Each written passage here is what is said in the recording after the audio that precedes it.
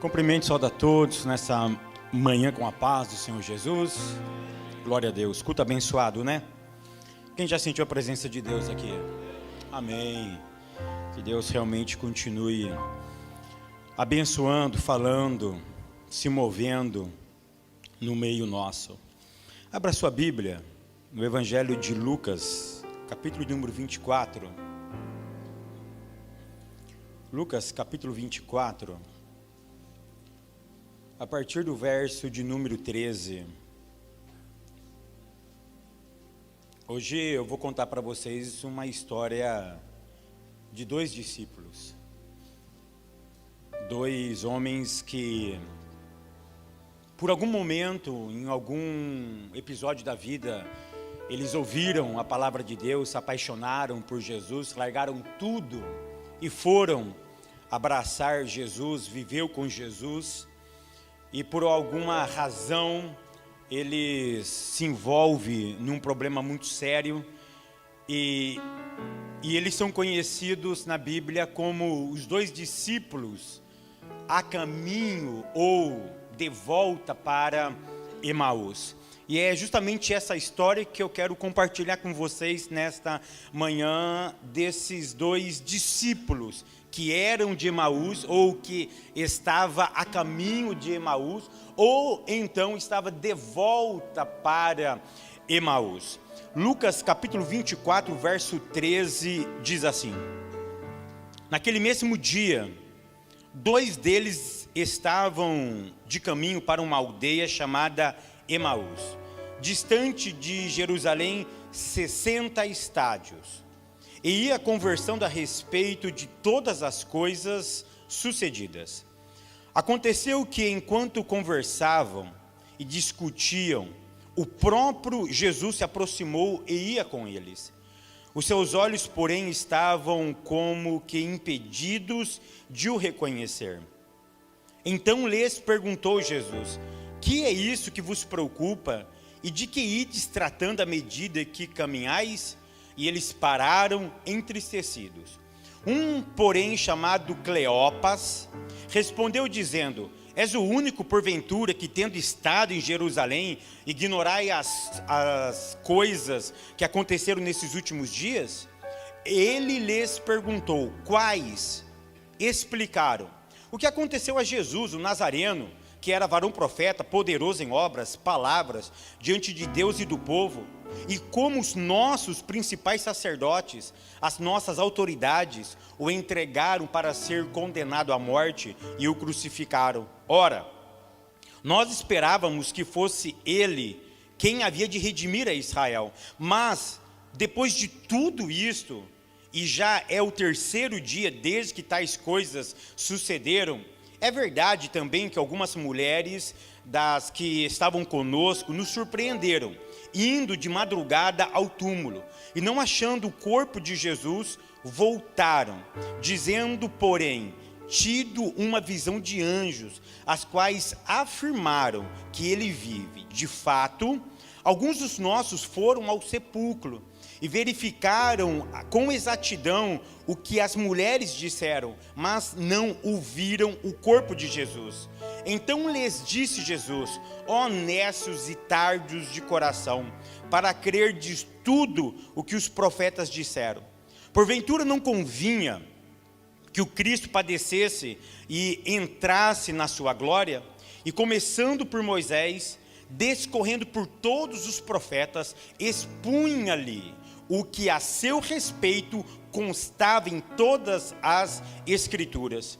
Quando se aproximaram da aldeia para onde ia, fez ele menção de passar adiante. Mas eles o constrangeram, dizendo: fica conosco, já é tarde, o dia já se declina. E entrou para ficar com eles. E aconteceu que, quando estavam à mesa, tomando ele o pão, o abençoou, e tendo partido, lhe deu. Então se abriram os olhos e reconheceram, mas ele desapareceu da presença deles. E disseram um ao outro: porventura não nos ardia o coração quando ele, pelo caminho, nos falava, quando nos expunham as Escrituras? E na mesma hora levantando-se, voltaram para Jerusalém, onde acharam reunidos os 11 e outros com eles, os quais diziam: o Senhor Jesus ressuscitou e já apareceu a Simão. Então os dois contaram o que lhe aconteceram no caminho e como fora por eles reconhecidos no partir do pão. Essa história é uma história longa, eu fiz questão de ler todo o texto, porque conta justamente a história desses dois discípulos. E essa história ela já foi lida, essa história já foi motivo de pintura, essa história já foi motivo de letras de música. Quem não lembra da canção da Mara Lima, Divino Companheiro no Caminho? Essa história, ela já acendeu, ela já ardeu, ela já impactou centenas e centenas de pessoas ao longo da história. Esses dois homens, a Bíblia não fala exatamente quem são, apenas um, por nome de Cleopas, o outro a gente não sabe exatamente quem é. A Bíblia não diz também de onde eles eram. Tudo nos leva a crer que eles eram da cidade de Emaús. Por isso que quando Cristo morre, ao terceiro dia, no domingo pela manhã, ele sai de Jerusalém e volta para Emaús. E tudo isso faz muito sentido. Por quê? Porque eles eram discípulos, eles não eram apóstolos. Eles não foram convocados por Jesus. Jesus teve apenas quantos apóstolos? 12. Eles eram discípulos. Provavelmente eles faziam parte dos 70 discípulos, tá? Que foi enviado de 2 em 2 lá no Evangelho de Lucas capítulo 10, onde eles ficam 30 dias pregando. Deus faz coisas extraordinárias, ou seja, eles tiveram uma experiência com o próprio Senhor Jesus. E eles se apaixonaram por Jesus, eles moraram, provavelmente eles eram de Emaús, e eles vão para Jerusalém. É tão interessante que Emaús ficava de 8 a 11 quilômetros de distância de Jerusalém. Quanto é isso em milha? Ninguém sabe. Quanto? Não, é de 11 milha. Ó, era mais ou menos de 8 a 10 quilômetros. Então em milha daria 5, 7, 6, mais ou menos isso daí para quem é americano e para entender. Ou seja, ele andou as 5 milhas. Eles saíram de Emaús e foram a Jerusalém. Por que eles saíram de Emaús? Existem algumas razões para isso. Primeiro, porque Emaús significa fonte de águas termais. Lá em Emaús acreditava que as fontes de águas curavam. Lá no Brasil tem muitas cidades que você se banha dessas águas e essa água cura doença e cura a alma. Existem várias cidades lá no Brasil que têm essa ideia, que a água é produto ou fonte de cura, tanto para o corpo como para a alma. Lá em Emaús acreditava-se nisso também. Então todo mundo ia para Emaús para se banhar. Estava com problema, vamos para Emaús. Estou doente, vou para Emaús. Qualquer problema na alma ou no corpo, eles recorriam a Emaús. Esses homens entenderam diferente. Esses homens entenderam que a fonte da vida, a fonte da cura, não estava na água. Tinha alguém que poderia suprir essa necessidade, e eles entendem que Cristo é esse personagem. Por isso que eles saem de Emaús, eles vão para Jerusalém. Jerusalém significa ausência de nada. Ou seja, em Jerusalém, a palavra Shalem significa inteiro, completo. Quem mora em Jerusalém ou está em Jerusalém não tem falta de nada. Por quê? Porque lá mora Jesus. É lá que Jesus está. E aonde Ele está, não tem ausência de nada. Ou seja, Ele supre todas as nossas necessidades. Eu posso estar doente, eu posso estar com problema, mas Ele é muito maior. Por quê? Porque o meu problema é um estado passageiro. Ele não é passageiro, Ele é eterno. A Bíblia diz que Ele é ontem, hoje e vai ser ou é eternamente. Ele não é um estado, Ele é uma pessoa. E é nessa visão, é nessa perspectiva que eles entendem que Ele está diante de um ser maior. Então eles andam 5 milhas e vão morar em Jerusalém. E quando chegam lá, eles começam a viver com Jesus, eles começam a abraçar Jesus, eles começam a ouvir Jesus ensinando, e enfim, ele se torna um obreiro da casa do Senhor. Mas numa quinta-feira, tudo iria mudar. Quinta-feira, por volta das 11 horas da noite, sobe um homem chamado Judas, beija Jesus.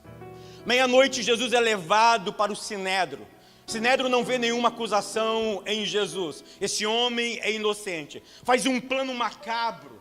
Chama algumas testemunhas. Pagam para ela. Por volta de 1 às 2 horas da manhã começa o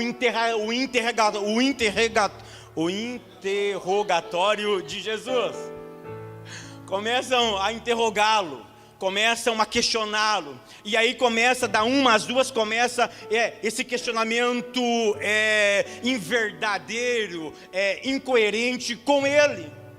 E de repente aí começa a jogar ele vai para Caifás, ele vai para Anás, depois leva ele para Herodes. Resumo da ópera: de manhã ele passa a noite inteira, das 2 até as 6, 7 da manhã, ele passa apanhando. Agora o dia já está raiando e a notícia já tinha rolado, a notícia já tinha permeado. Jesus, o Messias, acabou de ser preso. E ele foi acusado do quê? De blasfêmia. Ele foi acusado do quê? De levantar complô contra o reino. Foi acusado do quê? De assumir o trono, ou querer usurpar o trono. Agora ele vai ser rei. Agora ele vai dominar, e é por isso que ele foi condenado a uma pena do quê? Capital. Agora, meio-dia, vão colocar ele lá no Gólgota, e essa notícia permeia, e todos os discípulos começam a ficar atônicos. Aquela notícia corre, esses 2 discípulos também ficaram perplexos. Jesus agora ele apanha, coloca-se uma coroa de espinho na cabeça dele. Ele é levado até o Gólgota. Todo mundo na rua viu ele com aquela coroa de espinho. Antes disso ele já tinha levado chicotada, ele estava todo ensanguentado. E ele coloca aquela coroa, ele coloca aquele peso no ombro, e ele começa a caminhar. Meio-dia, pega os pregos e coloca nele, e levanta ele ao meio-dia. Ele fica lá por 3 horas, e esses discípulos observando, olhando. Eles não estavam acreditando que aquilo que eles acreditavam iria morrer. 3 horas da tarde, Jesus dá aquele brado: Pai, a ti entrego o meu espírito. 5 horas da tarde retira Jesus, porque eu só não podia se pôr, porque já ia entrar no sábado. O judeu não tocava em morto no sábado. 5 horas da tarde pega Jesus. José de Arimateia diz: olha, coloca ele no meu túmulo, porque ele não tinha túmulo. E eles colocam então Jesus no túmulo. Agora começa o sábado. Sábado o judeu não podia andar mais do que 1 quilômetro. E no coração desses 2 homens, eles decidiram voltar para casa. Eu vou voltar para o meu lugar de origem. A igreja não foi legal comigo. Os irmãos não foram bacana comigo. O meu pastor está lá crucificado. Eu acabei de ver ele sendo morto. E ele não fez nada. Ele não fez um ato milagroso para ele sair daquela cruz. E eu tenho certeza que eles não dormiram aquela noite. Eles não dormiram. Todos os discípulos estavam reunidos no mesmo lugar. Os 11 discípulos. Os 11 apóstolos, e mais um monte de mulheres e discípulos. Numa casa estava cheio de homens e mulheres que não dormiram, não acreditavam no que estava acontecendo. E agora o dia aparece, o sol raia, e esses 2 discípulos dizem para a comunidade: Pai, eu estou indo embora. Para onde? Eu vou voltar para minhas atividades. Não vale a pena estar na igreja. E aqui eu quero ensinar 2 verdades para vocês. Por que eu não posso sair de Jerusalém? Porque é em Jerusalém, porque é na comunhão que existe revelação e manifestação de Deus. Eu nunca posso abandonar o meu convívio. Eu nunca posso abandonar essa ideia de comunhão entre pessoas. Porque não existe crescimento no isolamento.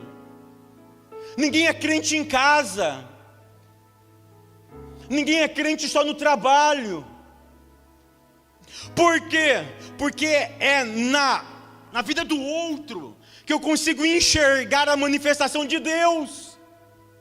Eu disse esses dias no seminário, eu não revelo, eu não profetizo, mas eu preciso de alguém que profetiza na igreja.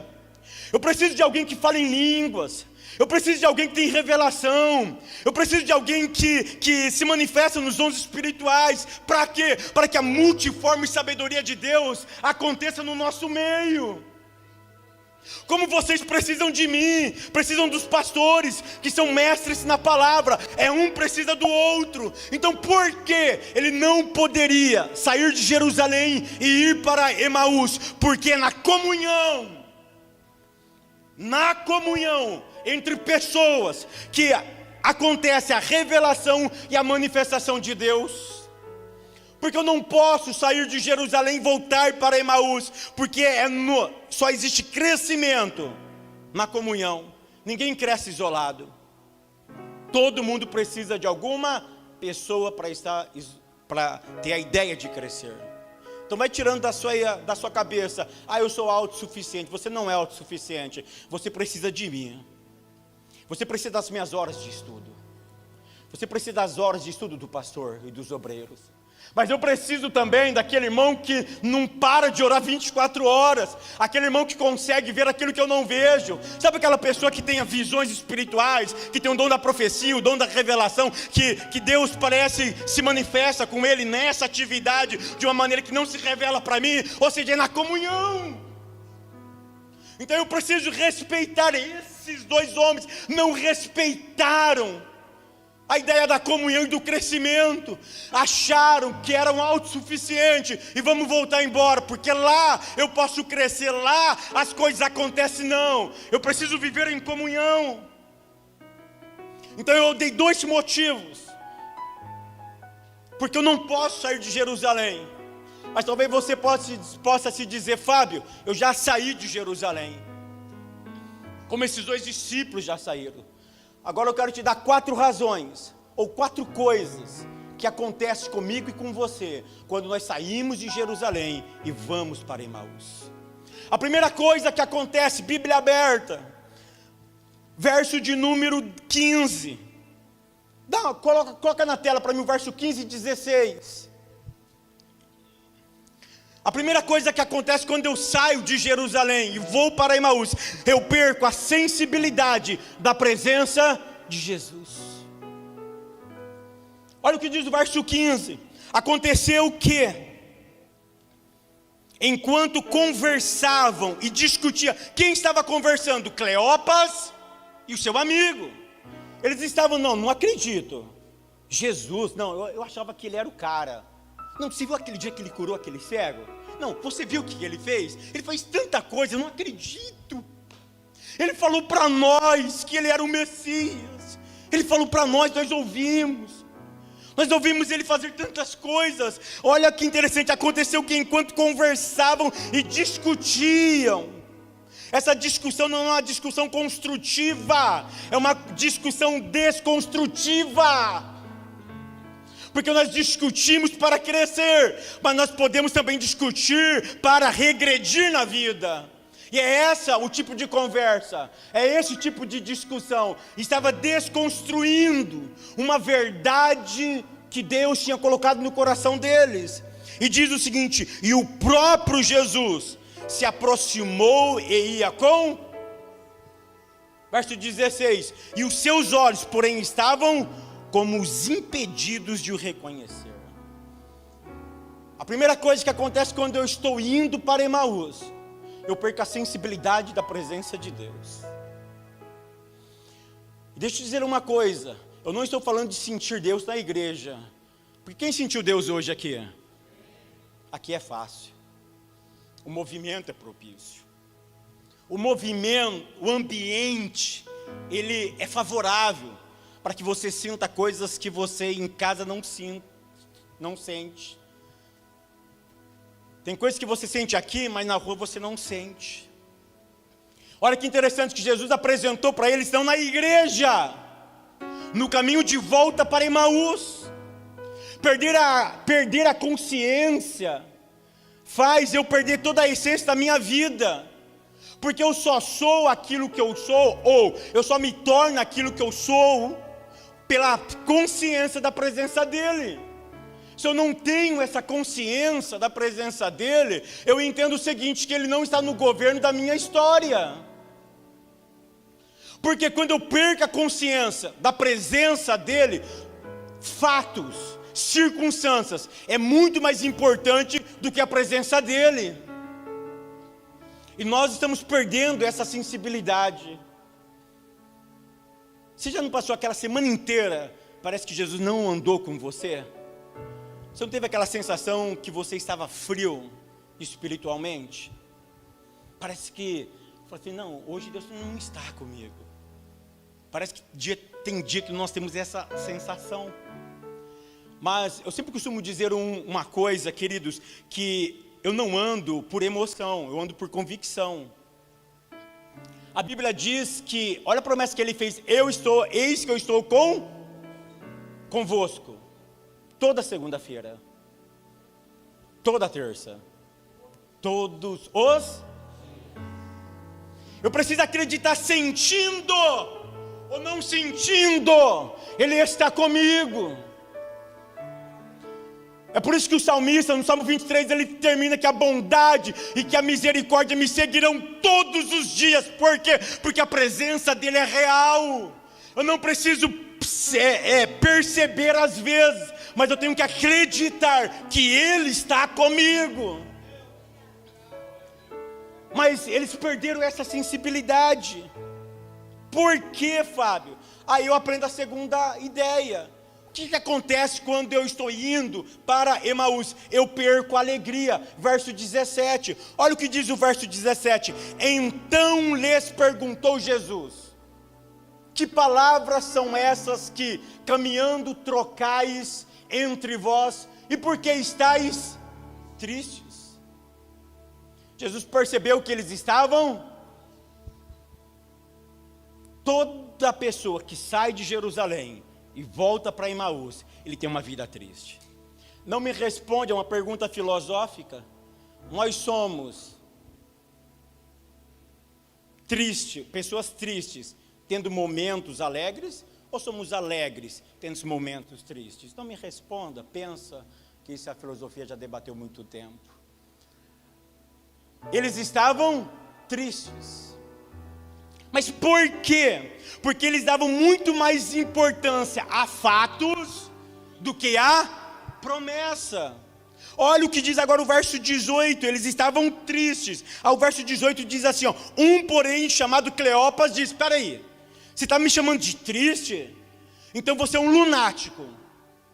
Não, você não está em Jerusalém. Olha o que Cleopas fala no verso 18. Porém chamado Cleopas respondeu dizendo: és o único porventura que estando em Jerusalém ignorai as ocorrências desses últimos dias? Espera aí, parece que só você. De onde você veio? De onde você é? Você não viu o que aconteceu? Pessoa que está triste, ele olha fatos e nega a promessa. Pessoas quando estão tristes, ele olha fatos e nega a promessa.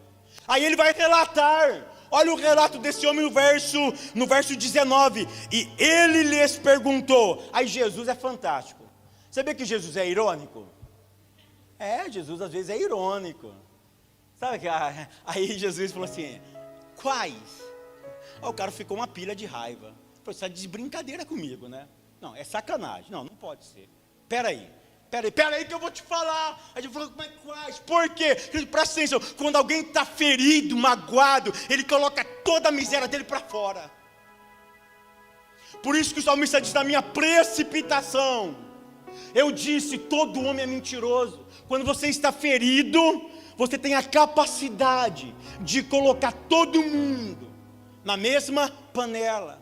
Você tem a capacidade de pegar uma coisa que é macro, que é micro, que é específico, e generalizar tudo aquilo. Uma pessoa que não presta na igreja, Aí a pessoa sai falando, você viu aquela igreja? Ninguém presta na igreja? Vocês conseguem entender a ideia? Toca no ferido, que ele desaba. Toca num obreiro, que está dodóizinho, mas estão bem? Ou seja, é tocar no ferido, ele abre a boca. Aí Jesus toca no ferido. Aí Jesus é irônico, no bom sentido, falou assim, me conta o que está acontecendo. Aí ele vai contar. Olha o que ele disse.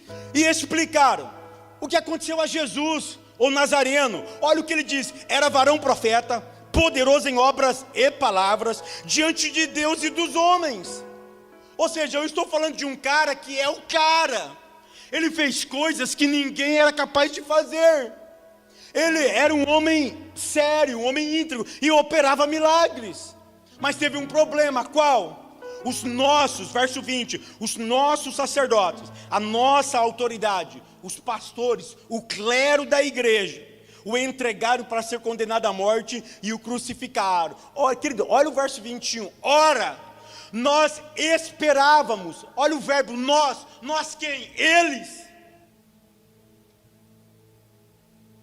Nós esperávamos que ele era o quê? Que ele remisse Israel.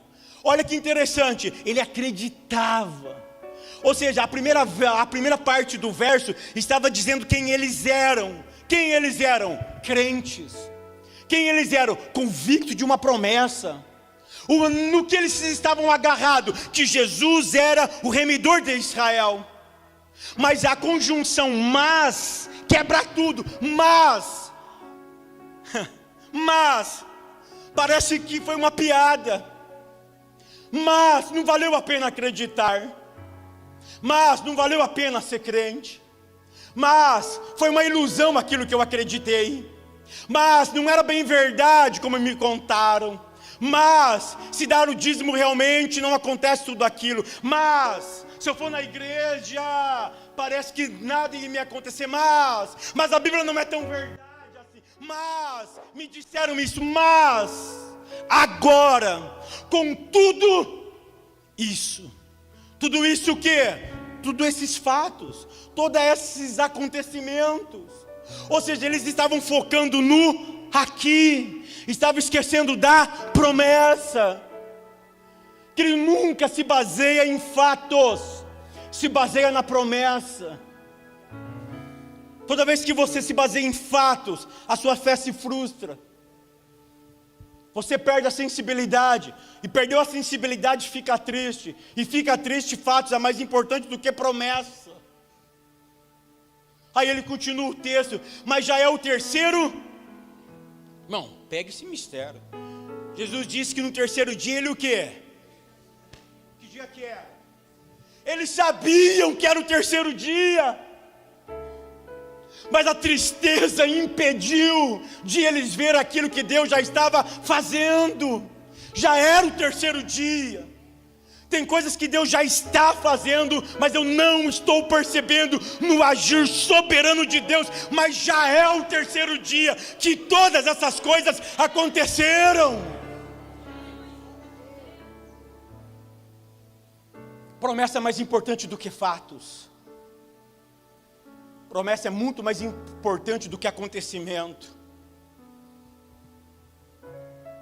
Eu fico assustado do crente que anda por noticiário. Fábio, eu não devo ver noticiário? Não disse isso. Eu disse crente que anda por... Eu não posso andar por noticiário, eu tenho que andar por uma promessa. A Bíblia diz que as portas do inferno não prevalecerão contra a... Fato, pronto, acabou a história. A igreja tem um comandante, a igreja tem um cabeça. Se quiser destruir a igreja, tem que destruir a cabeça. E a cabeça é indestrutível. A cabeça nunca vai ser destruída. Mas vai fazer isso com a igreja. Vai taxar a igreja. Vai fechar a igreja, querido. Olha para Israel. Adolfo Hitler matou 6 milhões de judeus. Um repórter aqui de New York, ele disse, o Mateus, ele disse: eu não sei como Israel existe. Sabe por que Israel existe? Porque existe uma promessa sobre aquele povo. E sobre quem tem promessa, o diabo não toca, o diabo não destrói. A tua história não vai terminar enquanto Deus não cumprir aquilo que Ele falou ao teu respeito.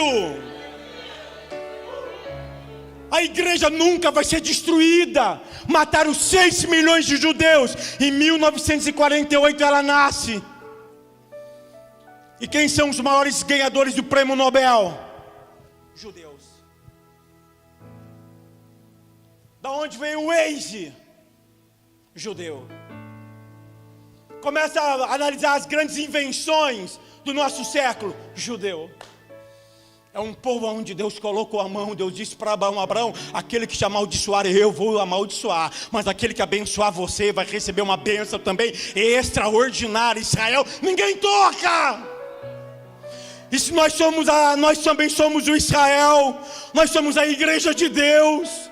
Em nós, a Bíblia diz que as portas do inferno, quando fala porta, é toda a estratégia, não vai prevalecer contra mim, não vai prevalecer contra você. Nós estamos blindados por uma promessa. Agarra nessa promessa, anda nessa promessa. O que acontece quando eu deixo Emaús, deixo Jerusalém e vou para Emaús? Olha a terceira coisa que acontece, pastores. Nós perdemos a sensibilidade de ouvir testemunhos na igreja. Era domingo de manhã. Coloca o verso 22, querido. Olha que coisa profunda isso. Verso 22. É verdade, eles estão falando, porque Jesus foi irônico, sim ou não? Sim. Quais? Eles estão relatando. Olha o cara triste, ele abre a boca mesmo. Ele diz: é verdade que também algumas, olha que interessante, algumas mulheres dentre estavam com eles a noite inteira, não dormiram. Vocês conseguem entender? Elas estavam lá, aí elas passaram a noite inteira lá, e essas mulheres se lembraram de uma promessa. As mulheres se lembrando de promessa aí, que no terceiro dia ele ressuscitaria. Na hora que deu a hora que o judeu podia caminhar, elas saíram correndo. Foram para onde? Foram para o cemitério. Foram lá no sepulcro. Na hora que elas chegaram no sepulcro, aí tem algumas ideias. Uma das ideias, que o túmulo, a pedra estava removida. Elas entram lá dentro, cadê o corpo? O corpo não estava lá. De repente, quem é que aparece? 2 anjos. E elas entenderam que era os caras que tomavam conta do cemitério. E aí eles fazem a pergunta: o que vocês estão procurando? Eu estou procurando um defunto que foi enterrado sexta-feira. Sabe aquele defunto que foi notícia em Israel? Sabe aquele Jesus, o poderoso, que todo mundo viu ele lá na cruz? Sabe? Sei. Os caras falaram: sim, sei, eu sei. Cadê? Mas ele foi colocado aqui, ó, no túmulo de José de Arimateia.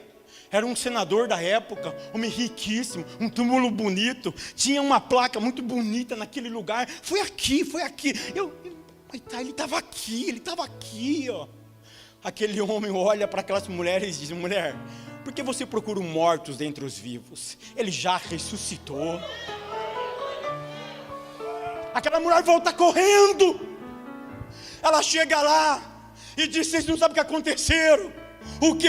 Eu acabei de vir do túmulo. Ele não está mais lá. Ele já ressuscitou.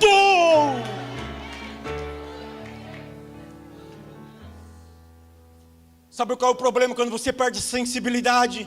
Quando você fica triste, você não valoriza o testemunho que o outro irmão conta para você. Eles perderam a sensibilidade de ouvir testemunhos. Por isso que na igreja tem que ter testemunho. A Bíblia fala sobre isso. Porque um tem cânticos espirituais, o outro testemunha, o outro profetiza e o outro prega. Por isso que eu preciso valorizar quem conta testemunho, que são nos testemunhos que eu observo que Deus está a trabalhar. Porque nós temos a ideia máxima, quando alguém vai contar um testemunho, o que a gente fala? É mentira. Nunca menospreze a experiência alheia. Nunca menospreze. Aí você joga a sua teologia fora. Aí você joga um monte de coisa fora. Porque existe um Deus que trabalha para aqueles que nele esperam. Existe um Deus que quando você não tem dinheiro, você coloca $10 no seu tanque, você anda 50, 100, 200 milhas. Você precisa acreditar que existe um Deus que trabalha para aquele que espera. As coisas que o olho não viu, aquilo que nem desceu no nosso coração, são as coisas que Deus preparou para aqueles que amam a Ele. Eu preciso entender isso, que Deus faz o inexplicável. O que ela contou era inédito. Era inédito, porque antes de Jesus, presta atenção, alguém já tinha ressuscitado? Sim. Sim, os profetas no Antigo Testamento ressuscitaram. Elias ressuscitou. Ele vai lá, ele deita no menino. A Bíblia diz que é boca com boca, olho com olho, pé com pé, perna com perna. Era a transmissão de unção. E de repente o menino ressuscita, ele entrega para a mãe. Antes de Jesus, ele ressuscitou quem? Lázaro. Lázaro foi ressuscitado. Mas sabe qual é a diferença? Nunca. Todos ressuscitaram para morrer. Ele ressuscitou para nunca mais morrer. Você consegue entender? Ele ressuscitou para nunca mais morrer. O que ele faz é inédito na minha, na tua, na nossa história. Por isso que eu preciso valorizar os testemunhos. Por isso que eu não posso sair daqui, querido. Por que eu não posso viver isolado em casa? Porque você vai ouvir testemunho de quem? Da panela? Do fogão? Da dishwasher? Olha o inglêsão, rasguei agora, hein? Meu Deus, faltou o R no final, mas tudo bem. Você consegue entender? Você precisa viver em comunhão, porque é na comunhão que Deus se manifesta. Eu fico pensando, esse homem acabou de ouvir ele acabou de ouvir o maior testemunho da história. Ele decidiu voltar. Um perigo quando você está com seu coração petrificado. Olha a outra coisa que acontece quando você sai de Emaús, de Jerusalém, volta para Emaús. Você perde o amor, a paixão, o encanto pela palavra de Deus. Olha o verso 25, coloca o 25 aqui, doutor. E ele, doutor ou doutora, não sei. E ele lhes disse, ó nécios, ó insensatos. A ideia é que vocês não pensam, ó impensantes e tardios de coração, para crer tudo o que os profetas disseram. Continua o próximo verso, 26. Olha o que Jesus fez. Porventura não convinha que o Cristo padecesse e essas coisas entrasse na sua glória? Verso 27. Olha o que Jesus começou agora. E começando por... Aonde Jesus foi? Jesus foi lá em Gênesis. Nós aprendemos isso em teologia. Moisés escreveu 5 livros da Bíblia. Olha que coisa linda. E começando por... E por todos os... O que Jesus fazia? Explicava. Olha que interessante. Jesus estava explicando a Bíblia. Quando eles chegam lá em Emaús, eles sentam para comer o pão, a Bíblia diz que os seus corações ardiam, sim ou não? Sim, a Bíblia diz que o coração deles ardia, mas é tão interessante, olha o que diz o verso de número...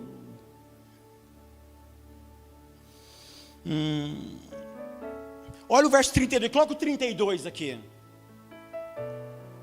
Olha aqui, ó. Queria aprender uma coisa, só existe coração ardente ouvindo palavra. Jesus estava conversando com eles, dialogando, nada estava acontecendo. Mas quando Jesus sumiu, desapareceu, aí olha o testemunho deles. E disseram um para o outro: porventura não ardia em nós o nosso coração quando pelo caminho. O que ele falava? Quando falava e quando nos abria as... Não existe avivamento sem Bíblia. Aí Jesus para no meio do caminho, ou caminhando, nesses 11 quilômetros, de 8 a 11 quilômetros, 6, 7 ou 8 milhas, Jesus começa a dar uma aula de escola bíblica dominical. O que acontece quando eu saio de Jerusalém e vou para Emaús? Eu não leio mais Bíblia. Não me responda. Você leu Bíblia essa semana? Não me responda. Eu preciso ouvir Deus, leia a Bíblia. Porque se eles tivessem lido na Bíblia, eles teriam acreditado que tudo que Moisés escreveu e tudo que os profetas escreveram, Deus estava fazendo naquele momento. O problema é que nós damos mais vazão à notícia do que à Bíblia. Eu vou expressar algo com muito, porque aqui eu não quero ser pregador itinerante, mas também não quero ser o pastor presidente da igreja. Me entenda o que eu vou te dizer, tá? Pelo amor, não estou doutrinando vocês, tá? Quem doutrina vocês, quem que é? É o pastor Hélio, pelo amor de Deus. Mas eu preciso falar isso. Sabe quando você fica a semana inteira só ouvindo louvor e não lê um versículo da Bíblia? Querido, coloque Hebreus capítulo 1, verso 1 para mim aqui. Hebreus 1, verso 1. Vamos ver se a memória funcionou. Olha lá, havendo Deus antigamente falado. Deus está falando, antigamente. Lá no Antigo Testamento, essa que é a ideia. Muitas vezes e de muitas maneiras, ou seja, Deus sempre fala. Amém? Deus sempre fala. Ele continua, aos pais pelos profetas, e a nós, nesses últimos dias, ele falou através de quem? Do Filho. Agora coloca para mim João 1, verso 1. Então Deus, hoje, ele fala através do seu Filho. Tá? João 1, verso 1.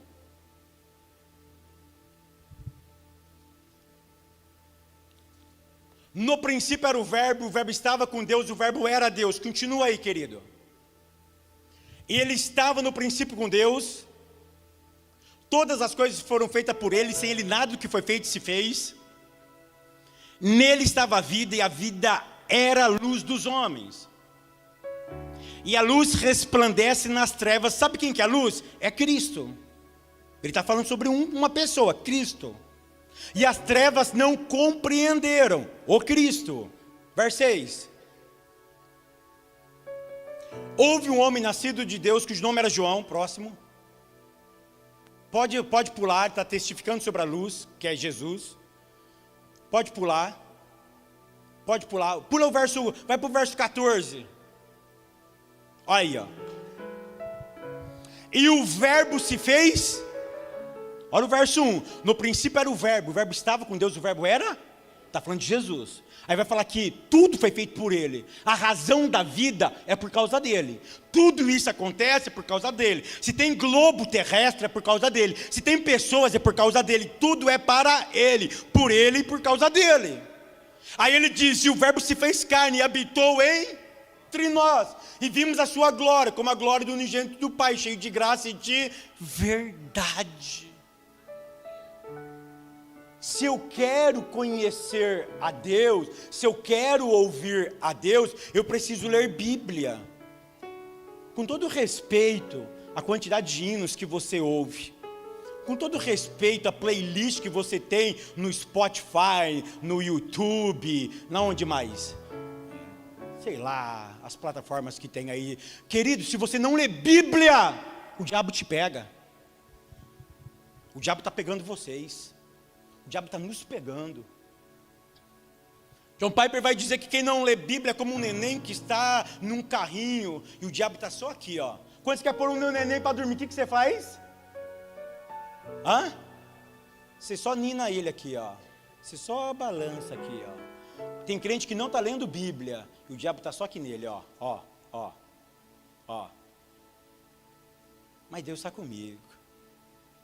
Quem me viu na prova e não me ajudou.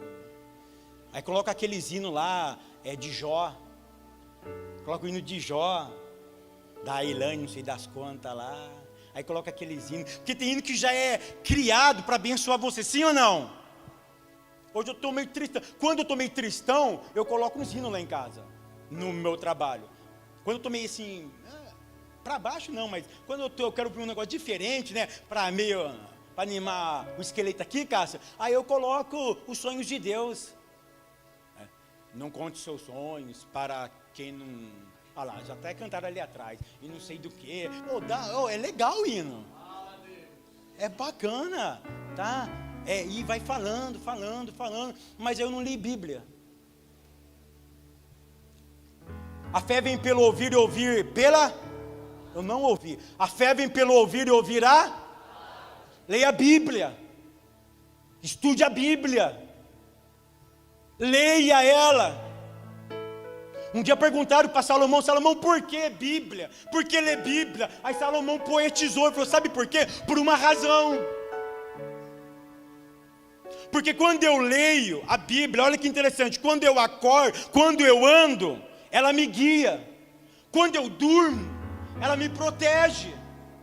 Mas quando eu levanto, ela fala comigo.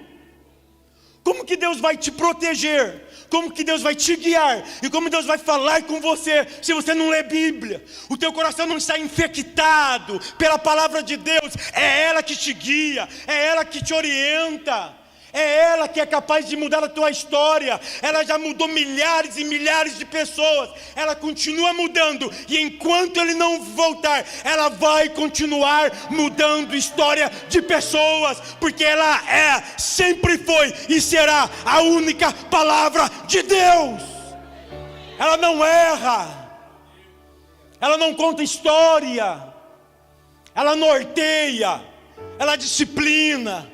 Mas ela também consola, ela ampara, ela te abraça, ela diz que é possível. Depois de Jesus ter pregado, eles sentaram na casa e disse, Jesus, fica aqui comigo.